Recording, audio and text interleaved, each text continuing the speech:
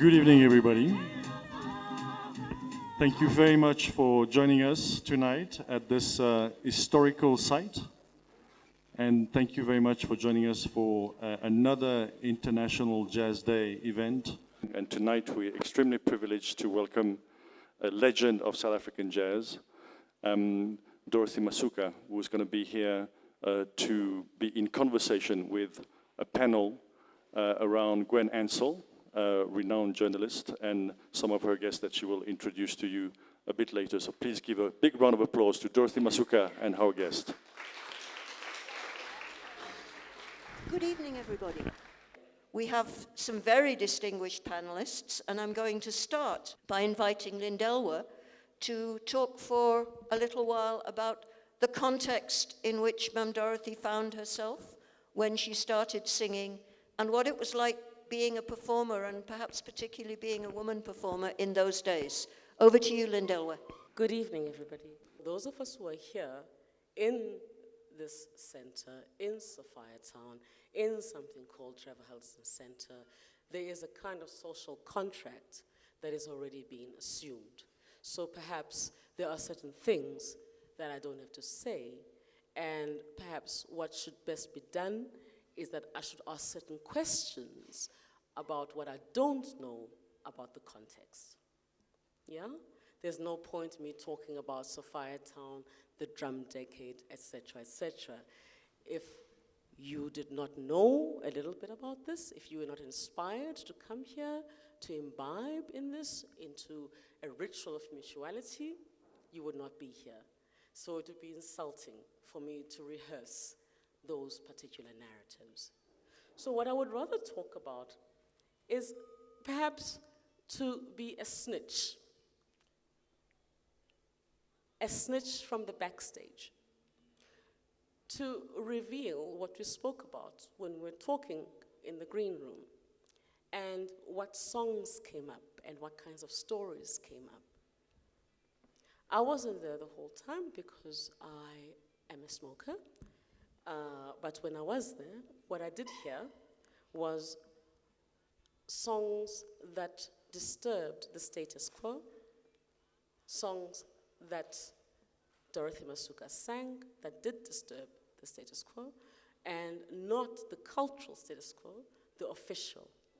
Because we need to remember that at that time, the Nationalist Party took black music and took jazz far more seriously than certain people have taken it ever since, as a source of entertainment.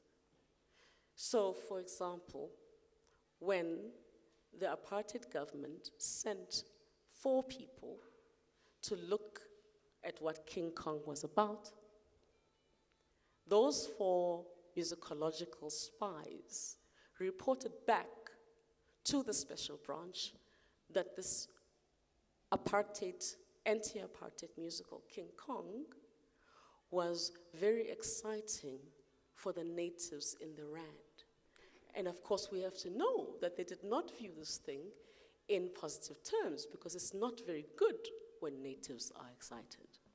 All right?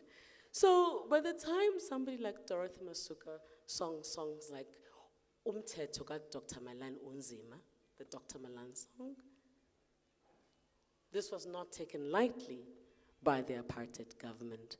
It was also not taken lightly by those songs that the apartheid government could not hear, nonzokolo, songs about migrancy, whether it was a female migrant or a male migrant. Those songs were not taken lightly.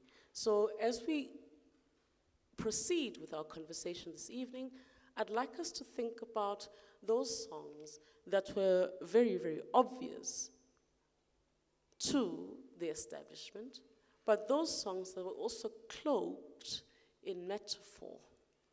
And that metaphor could also, grate itself in gendered ways. What happens to a male migrant? What happens to a female migrant? How do we turn these narratives to be more than Jim comes to Joburg? Because at the end of the day, Jim or Jane had to come to Joburg, but that's not the end of the story. and the kinds of nuances that were involved in what was happening in those songs is what I think is involved here. And then we have somebody like Dorothy Masuka, who I hope is happy that she has escaped the vagaries, the simplicities of mythologization. Because she's one of those names that one knows and then thinks they know, right? So we know Hamba Nonsokolo.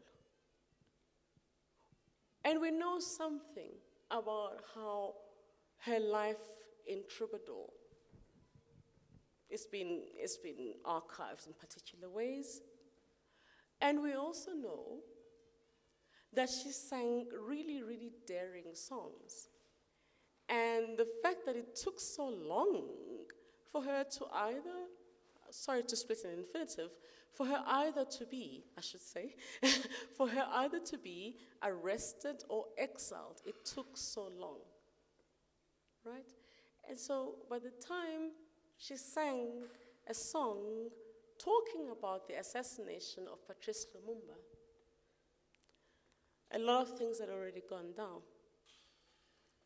And Dorothy Masuka, for me, was, as an historian, is a difficult subject because she didn't spend all her time in Europe as an exile. She spent her time in Africa. And that forces us to contend with a very difficult narrative, which forces us to recognize that most of our stories about South African jazz musicians or popular musicians who left the country, what we really know about them tends to be about those musicians who stayed in Europe or in America. What about those musicians who were in Africa? Yeah? What about those musicians who were in Africa? What happens to them? What kinds of stories can we generate from thinking about their tales? Mam Dorothy, if I can start talking to you by saying, what was it that brought you to South Africa, and what was it that magnetized you to the idea of being in showbiz? I'll tell you something. My life of singing, I didn't decide to be a singer, but singing wanted me to do it. Thank you very much. It's there are people that want to sing, but I was born to sing. So I wouldn't know why, I became a singer.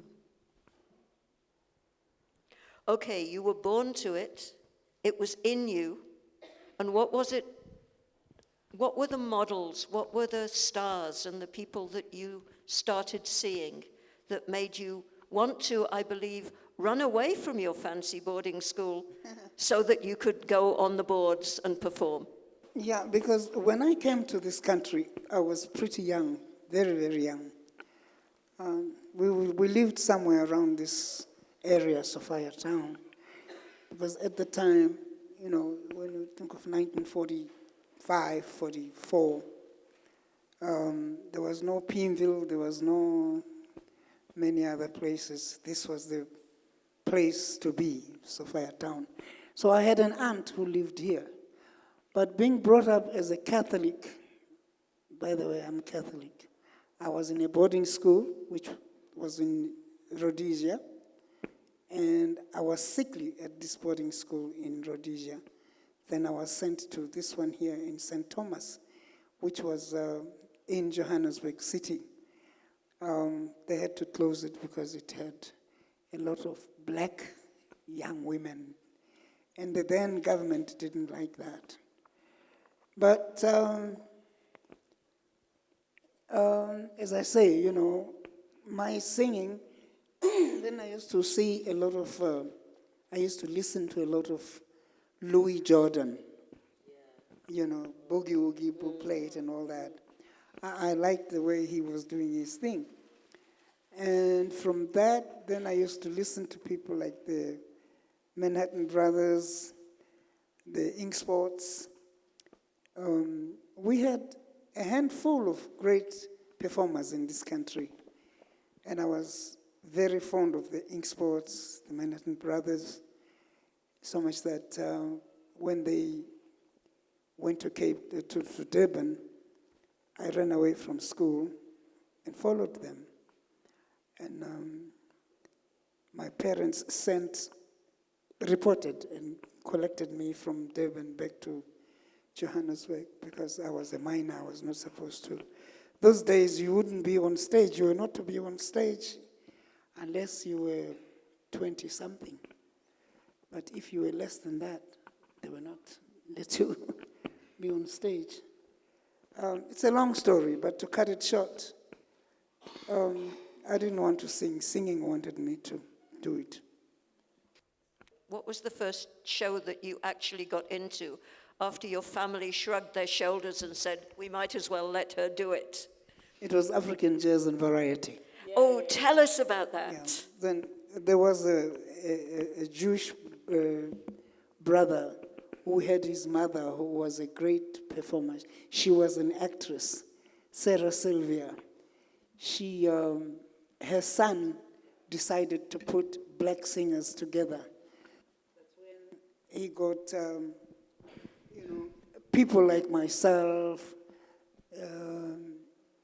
not the Manhattan Brothers, the Woody Woodpeckers, Sechmo Masinga, Dolly Ratebe, Louisa Emmanuel. From Cape Town, we had, what's her name? She was Miss Cape Town, Irene Batchelor. And, all these fabulous singers were all in one basket with this African Jazz and Variety. And we used to do a lot of performing for white audiences only, strictly white. And that used to be in Selborne Hall. And only one day of the week, we were performing for a mixed audience, which was Indians. I don't like calling people coloreds, but, our other brothers and sisters, and the Africans, and the whites as well. But African jazz was really the thing in this town that brought everybody into where everybody is right now. And if I can interrupt, Alf Herbert insisted that the young ladies in the cast wore very revealing costumes, didn't he? Yes, they did. They did, very much so. And they were great dancers. We had one girl from Natal, we used to call her snake dance. She was very flexible. But I was the star of the show.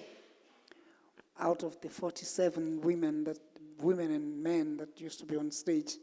And this Alfred Herbert's mother taught us some Hebrew songs, which I still do up to this day with my brother over here. And it's very hard for me to talk about myself, but there it was. It was that. But even young as you were at that point, you were already beginning to start writing songs as well as singing them. Tell us about composing. How did you compose? I wrote a lot of songs, in so much that people like Hugh Masekela, Miriam Makeba, a lot of other youngsters are still singing some of my songs up to today. I have written songs. I used to write songs about the life in the townships. Kauleza, for instance,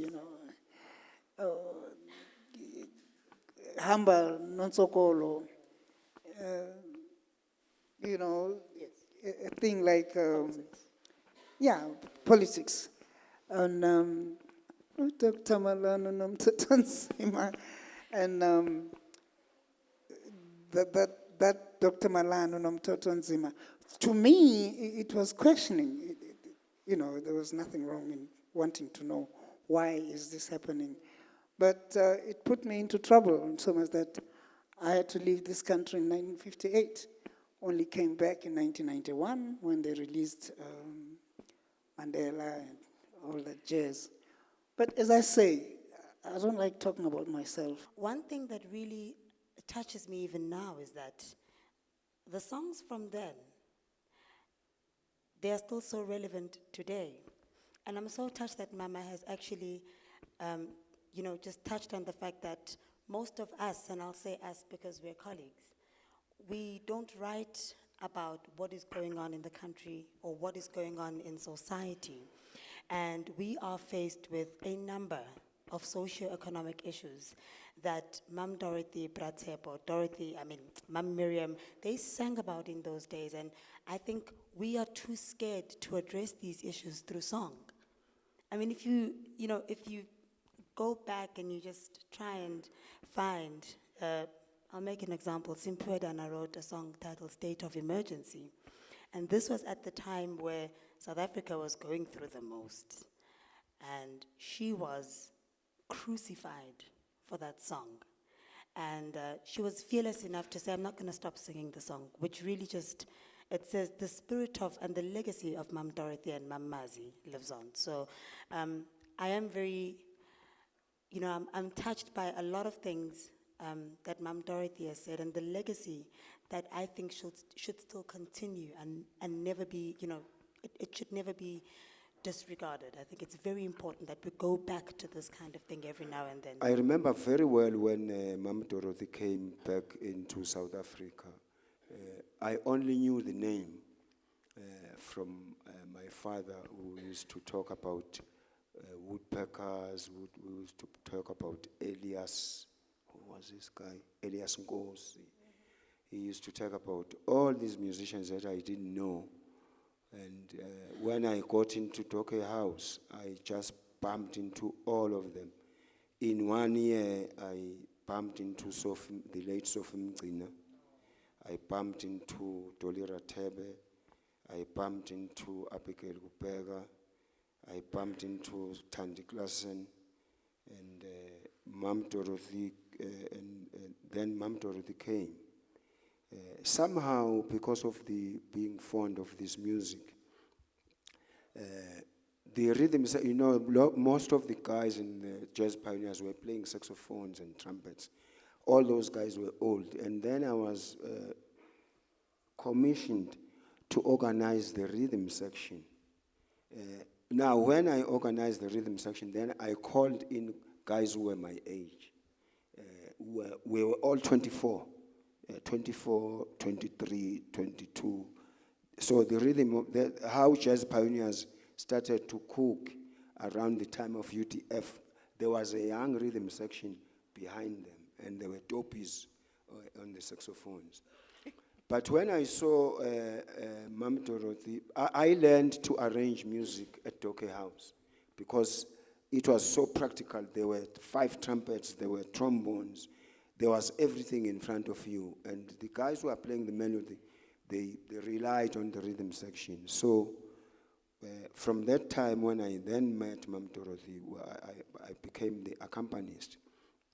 Also, I was lucky that Alan Kwela, who was a very, very great guitar player, was notorious of the bottle. So each time they would not find Alan Kwela, they would find me. So, and then I learned a lot of songs that Mam Dorothy was singing, including a lot of jazz standards besides the songs that she composed. I remember she used to have a lot of trouble with the band when she came in. She would, out of nowhere, call Stardust. Like something like it's got like 15 chords and people would go their head. So I made it a point to run and learn these songs.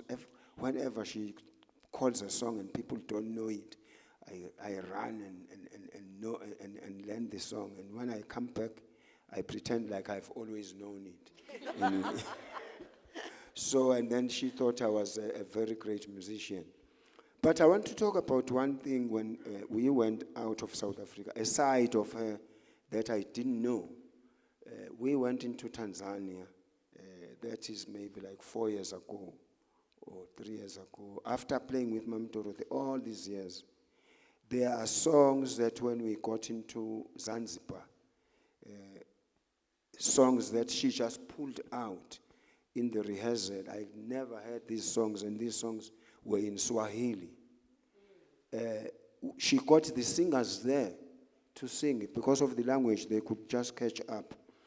But the part of these songs, like, it was surprising that when we performed them, the audience was laughing from the beginning to the end. I was not understanding why are they laughing. But the song, because they understood the language. She has a lot of songs that cannot just be placed politically, like it's a political song, it's talking to social issues, but not in a political way. In a way that happens in the kitchen, in a way that happens with that drunk and that drunk, in a way that on the concert, people will be laughing so much that I thought I'm missing out here. And it's in the open air. So she did a lot of those songs in Swahili. I never heard a song sing those songs in South Africa.